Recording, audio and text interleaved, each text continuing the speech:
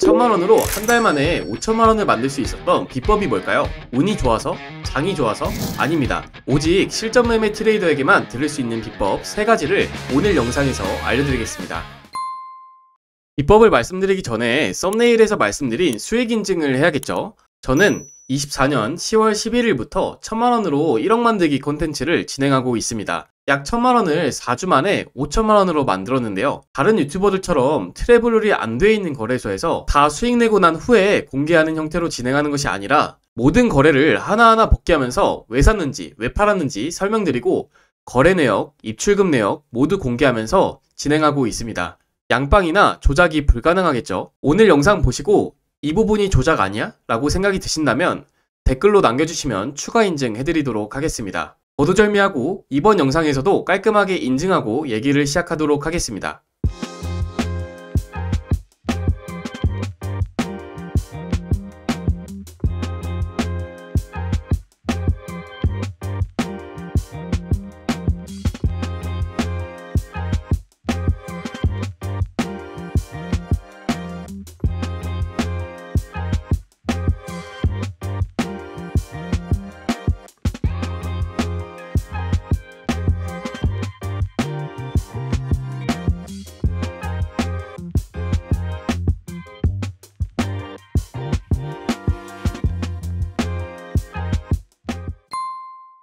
자, 이렇게 인증을 했고 지금부터 대부분 읽는 선물시장에서 꾸준히 수익을 낼 수 있는 비법 3가지를 말씀드리도록 하겠습니다. 첫 번째는 졸업 목표를 정하는 것입니다. 이것은 뇌동매매를 자주 하거나 진입자리를 기다리지 못하고 조급한 매매를 하시는 분들께 특효약인데요. 코인을 하는 목적은 누구나 돈을 많이 버는 것이 목적일 것입니다. 근데 생각보다 많은 사람들이 얼마를 벌고 싶은지 물어보면 대답을 잘 못합니다. 그냥 많이 벌고 싶다고 하는 게 대부분인데요. 만약에 지금 바로 대답이 안 나오신다면 그게 바로 첫 번째 문제점입니다. 아무리 마라톤을 잘하는 사람이라도 꼬린 지점이 어딘지 모른다면 결국 완주를 못할 수밖에 없겠죠. 무작정 달리기 시작하는 것보단 꼬린 지점을 파악하고 꼬린 지점까지의 루트를 공략한 다음 출발하는 것이 매우 중요하다고 생각합니다. 무작정 달리면 꼬린 지점과 반대로 달릴 수도 있으니까요. 자, 그럼 목표가 50억이라고 가정을 해봅시다. 그 다음에는 왜 50억인지 본인에게 물어보는 거예요. 저 같은 경우에는 50억으로 환차익 매매를 하면 거의 리스크 없이 연에 10에서 15% 정도 수익을 낼 수 있고 50억에 10에서 15%면 5억에서 8억 정도 되는 돈이니까 충분히 원금 안 까먹고 여유롭게 생활이 가능하니까 라고 대답할 것 같습니다. 이렇게 목표와 이유를 명확하게 정했다면 내 현재 위치를 파악합니다. 현재 투자에 사용할 수 있는 시드가 얼마인지 파악하는 거죠. 그래야 목표 지점까지 거리를 측정할 수 있고 그에 따른 공략을 세울 수 있을 테니까요. 현재 투자에 사용할 수 있는 시드가 1000만 원이라고 해봅시다. 여기서 중요한 건 내 강점이 시간인지 돈인지를 파악하고 그 강점을 이 장거리 마라톤에 적극 활용하는 겁니다. 당연한 얘기지만 시드가 많다면 비교적 짧은 시간에 목표 금액에 도달할 수 있을 것이고 시드가 적지만 시간이 넉넉하다면 장기적으로 안전하게 목표 금액에 도달할 수 있겠죠. 마지막으로 언제까지 그 목표를 달성하고 싶은지 달성 기간을 생각해 보는 겁니다.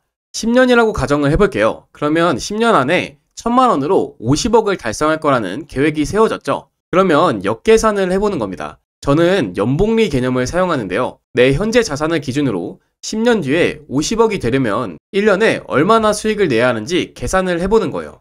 연복리 기준 1년에 86%의 수익을 내면 10년 뒤에는 1000만 원이 50억이 됩니다. 그러면 1년에 86% 수익을 내려면 복리 없이 한 달에 7%만 수익을 내면 되는 거고 하루에 복리 없이 약 0.2%만 수익을 내면 된다는 계산이 나오죠. 하루에 0.2%면 어떠신가요? 어렵게 느껴지시나요? 조급한 마음이 드시나요? 이렇게 단순히 역계산을 하고 목표를 인지하기만 해도 생각보다 큰 수익을 내지 않아도 된다는 걸 느낄 수 있고 그걸 느끼면 충분히 기다렸다가 내가 잘 알고 자신 있는 자리에서만 딱딱 매매를 할 수 있게 되실 겁니다. 두 번째는 매매 원칙을 쓰는 것입니다. 매매 원칙을 비유하자면 조각가의 마음으로 최대한 완성품에 가까운 모양의 돌을 찾고 그것을 조금씩 원하는 모양으로 깎아나가는 과정이라고 생각합니다. 저도 그렇고 누구나 손실을 볼 때가 있죠. 근데 그 손실을 의미 있게 만드는 방법은 아시다시피 복기를 통해서 피드백을 하고 다음부터 같은 실수를 반복하지 않는 것입니다. 아마 이 영상을 보시는 많은 분들은 잊기는커녕 손실이 나면 담배나 술을 마시며 잊으려고 노력하실 텐데요. 이게 정말 큰 문제입니다. 손실을 직시하고 그 원인을 찾아서 매매 원칙에다가 적용하며 점점 완벽한 작품을 만들어 나가는 과정이 정말 가장 중요하다고 말씀드릴 수 있을 것 같습니다. 그래, 매매 원칙이 중요한 건 알겠어. 근데 매매 원칙이 없는 사람이 어딨어? 못 지키는 거지 라고 생각하실 수 있는데요. 왜 못 지킬까요? 제 생각에는 디테일하지 않아서 못 지키는 거라고 생각합니다. 매매 원칙에서 중요한 건 어떻게인데요. 예를 들어서 손절을 제때 하자. 이게 원칙이라고 쳐볼게요. 지킬 수 있으신가요? 저는 못 지킬 것 같습니다. 왜냐면 어떻게 손절을 제때 할 것인지 모르기 때문이에요. 현재 1억 챌린지를 진행하고 있는 제 챌린지 매매 원칙을 보여드릴게요. 손절 부분을 보시면 진입 근거가 완전히 깨졌을 때 손절하며 진입 시 진입 근거가 완전히 깨지는 자리를 파악하고 미리 손절을 걸어둔다. 손절까지의 거리를 계산하여 최종 손절 금액이 내 시드의 2.5%가 되도록 한다. 손절 거리가 1%인 타점이라면 2.5배 레버리지로 진입하여 2.5%의 손절을 맞춘다. 손절이 날 때마다 손절의 원인을 파악하고 문제가 있다면 매매 원칙을 수정한다. 같은 포지션으로 연속 3번 손절이 나가면 다음 포지션은 아무리 좋은 근거가 있더라도 무조건 반대 포지션을 오픈하도록 한다. 연속된 손절로 인한 피해를 최소화하기 위함이다. 최소한 이렇게는 적어놔야 원칙을 지킬 확률이 높아진다고 생각합니다. 마지막 세 번째는 레버리지 운용입니다. 제가 정말 많이 받는 질문 중에 하나가 레버리지를 몇 배 사용하는 것이 좋을까요? 라는 질문인데요. 특정 레버리지를 고정으로 사용하는 것은 참 초보적인 매매라고 할 수 있습니다. 매번 분석할 때마다 손절 거리가 다 다른데 같은 레버리지를 같은 비율로 들어간다면 말이 안 되잖아요. 그래서 저는 손절 거리에 따라서 레버리지를 조절합니다.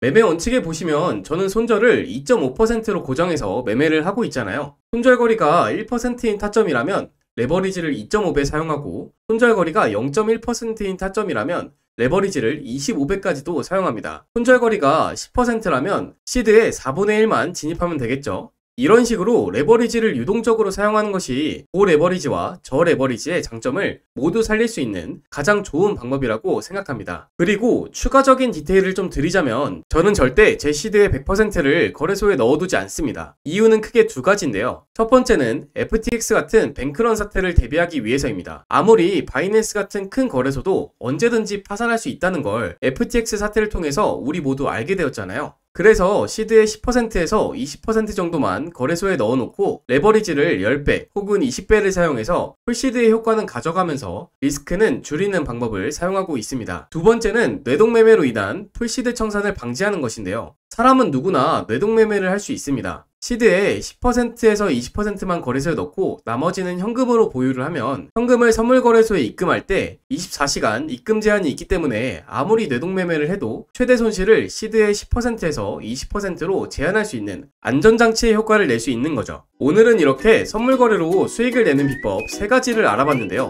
대단한 매매 기법이나 보조지표가 아니라서 실망하셨나요? 그렇다면 아직도 핀트를 잘못 잡고 계신 겁니다. 매매 기법이나 보조지표보다 훨씬 중요한 것이 이런 기초적인 마인드셋과 리스크 관리라는 것을 이번 영상을 통해서 꼭 느끼셨으면 좋겠습니다. 영상이 유익하셨다면 구독, 좋아요, 알림 설정 부탁드리면서 오늘 영상 마무리하도록 하겠습니다. 감사합니다.